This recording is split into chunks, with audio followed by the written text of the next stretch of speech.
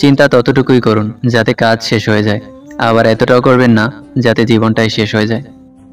জীবনে তুমি যতক্ষণ সফল হতে থাকবে ততক্ষণ হাততালির অভাব হবে না, কিন্তু যখন তুমি ব্যর্থ হবে তখন ধরার জন্য একটি হাতও পাবে না। জীবনে কখনো কোনো সমস্যা এলে দুঃখ পেও না, কারণ সুখ দুঃখ নিয়েই তো জীবন আমাদের। দুঃখ আছে বলেই তো সুখের এত দাম। কারো মনে আঘাত দেওয়ার পর আপনার মনেও আঘাত পাওয়ার জন্য প্রস্তুত থাকুন, কারণ আপনি যেমন করবেন ঠিক তেমনই আপনি ফিরে পাবেন। নিজের দিক থেকে সৎ থাকুন, ঠকলেও অন্তত এইভাবে শান্তি পাবেন যে আমি ঠিক ছিলাম। সত্য আসলেই শান্তি দেয়। তর্কে জেতা বুদ্ধিমানের কাজ নয়, বরং তর্কে না জড়ানোই হলো বুদ্ধিমানের কাজ। দেরিতে হলেও বুঝে গেছি, স্বার্থ ছাড়া কেউ বন্ধুত্ব রাখে না, আর সম্পর্ক তো অনেক দূরের ব্যাপার। মেয়েরা চাকরি না করলে আরামে খেয়ে মোটা হচ্ছে, চাকরি করে রাতে বাড়ি ফিরলে সেই মেয়ে দুশ্চরিত্রা। প্রেম না করলে অহংকারী, প্রেম করলে পাড়ার লোকের শত কথা। প্রতিবাদ না করলে নিশ্চয় মেয়েটা দোষ ছিল, আর প্রতিবাদ করলেই সে খারাপ। যারা আমাকে সাহায্য করতে না করে দিয়েছিল তাদের প্রতি আমি কৃতজ্ঞ, কারণ তাদের এই ন্যায়ের জন্যই আজ আমি নিজের কাজ নিজে করতে শিখে গেছি। মানুষ যাকে সবচেয়ে বেশি ভালোবাসে তাকেই সবচেয়ে বেশি সন্দেহ করে, কারণ তার প্রিয়জনের ভাগ আর কাউকে দিতে চায় না। লক্ষ্য করে দেখবেন, না পাওয়া জিনিসগুলোর পরিবর্তে যেটা পাওয়া যায় সেটা আগের তুলনায় অনেক উত্তম।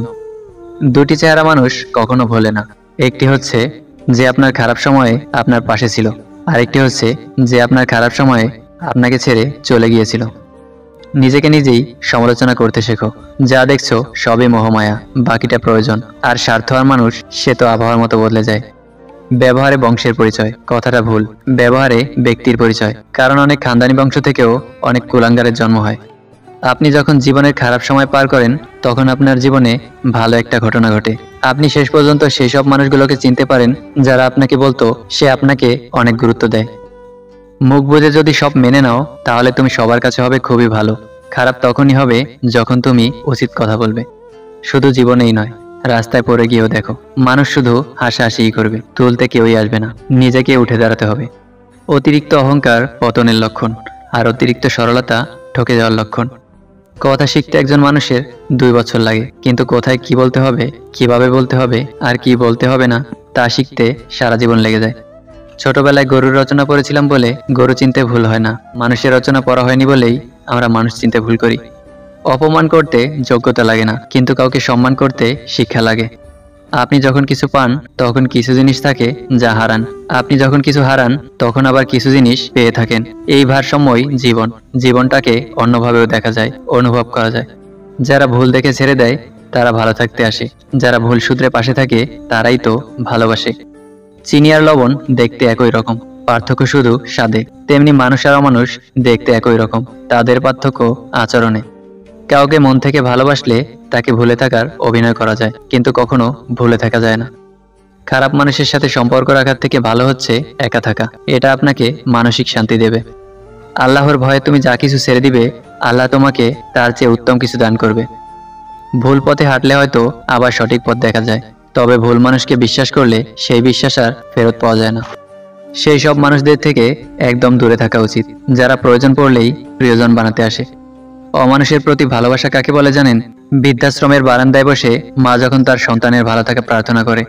স্বপ্ন সেটা নয় যেটা মানুষ ঘুমিয়ে দেখে, স্বপ্ন তো সেটাই যেটা পূরণের ইচ্ছা মানুষকে ঘুমাতে দেয় না।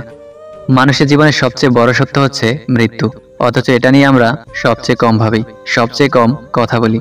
খারাপ সময় তো একদিন না একদিন শেষ হয়েই যায়, কিন্তু খারাপ সময় যে মানুষগুলোর রূপ সামনে এসেছে তাদের জন্য ঘৃণাটা সারা জীবন থেকেই যায়। যার মধ্যে খুব বেশি লোকসান করার ক্ষমতা থাকে সেই বেশি অর্জন করতে পারে, হোক সেটা বিজনেসে কিংবা সম্পর্কে।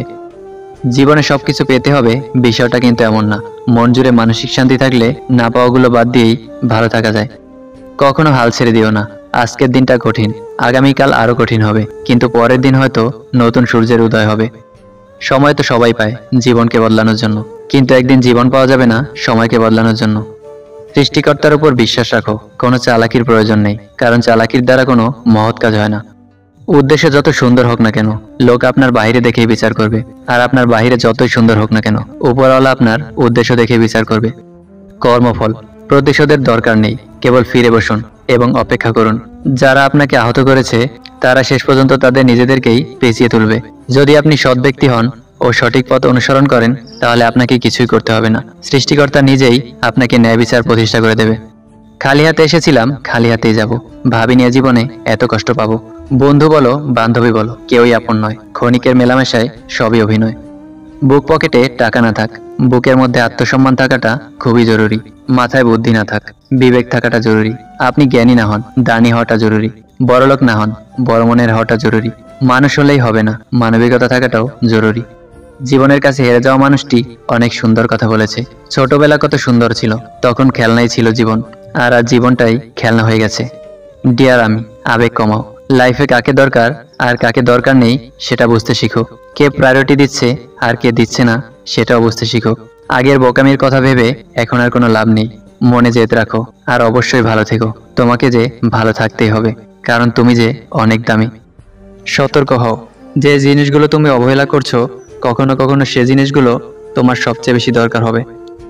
পাশে থাকবে বলে আজ একলা করে গেলি তুই, স্মৃতিতেই শুধু রয়ে গেলি, সঙ্গী হয়ে থাকলি কই। একজন সৎ ব্যক্তি প্রেমিকার চোখে বোকা, স্ত্রীর চোখে গাধা, সমাজের চোখে বলদ। একজন অসৎ ব্যক্তি প্রেমিকার চোখে বুদ্ধিমান, স্ত্রীর চোখে সিংহ, সমাজের চোখে সম্মানিত ব্যক্তি। এটাই যে এখন আমাদের সমাজের বাস্তবতা। স্ত্রী বদমেজাজি হলে দুইটি কাজ করুন। নাম্বার 1, তার রাগের সময় চুপ থাকুন। নাম্বার 2, রাগ থেমে গেলে তাকে ছেড়ে যাওয়ার ভয় দেখান। দেখবেন একটা সময় পর সে নিজেকে সংযত করতে শিখে গেছে। কারোর সাথে স্বার্থপরের মতো আচরণ করবেন না। মনে রাখবেন, আজ হয়তো আপনার সবই আছে, কাল নাও থাকতে পারে।